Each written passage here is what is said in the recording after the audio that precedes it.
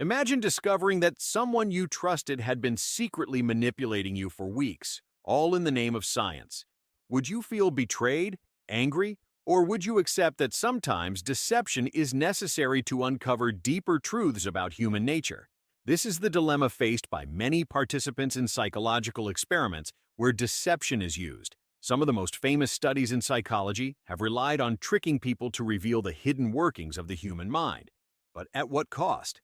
One of the most well-known deception experiments in psychology was conducted by Stanley Milgram in the 1960s.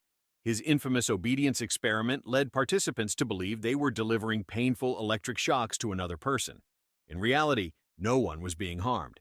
The cries of pain were pre-recorded, and the person receiving the shocks was an actor. Milgram's goal was to study obedience to authority, but at the expense of the emotional well-being of his participants.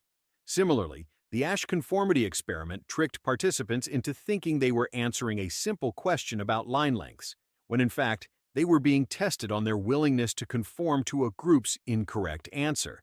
The results showed just how much social pressure can influence our decisions, even when we know something is wrong. Psychologists argue that deception is sometimes necessary to obtain genuine responses from participants. If people knew the true purpose of an experiment, their behavior might change, making the results unreliable. Studies on social behavior, memory, and perception often rely on deception to reveal insights that would otherwise remain hidden. However, deception can have negative effects. Participants may feel embarrassed, manipulated, or even traumatized after discovering they were tricked. This raises ethical questions. Is the knowledge gained from these experiments worth the potential harm?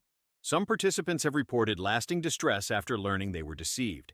In Milgram's experiment, many were deeply shaken when they found out they were willing to harm another person just because an authority figure told them to.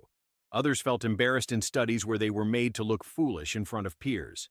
Psychological distress is a real risk, which is why modern ethical guidelines require researchers to debrief participants after deception-based studies. This means they must fully explain the purpose of the experiment and ensure participants leave without lasting emotional harm. One of the most controversial deception-based experiments was the Stanford Prison Experiment, led by Philip Zimbardo in 1971. Interested in this topic? I have already covered it on my channel. Volunteers were randomly assigned to be either guards or prisoners in a mock prison. The guards quickly became abusive, and the prisoners suffered extreme stress. While the participants technically knew the experiment's purpose, they didn't realize how intense the psychological effects would be. The study had to be cut short after only 6 days.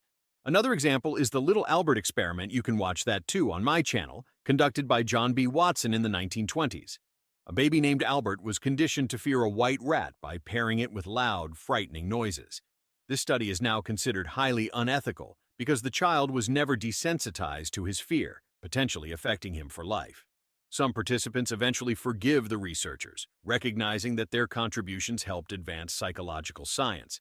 Others feel that their trust was violated and that no scientific discovery is worth that betrayal.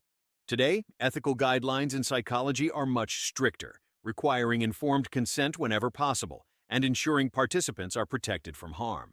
Would you forgive a psychologist who tricked you? Or would you feel that deception, no matter the reason, crosses a line?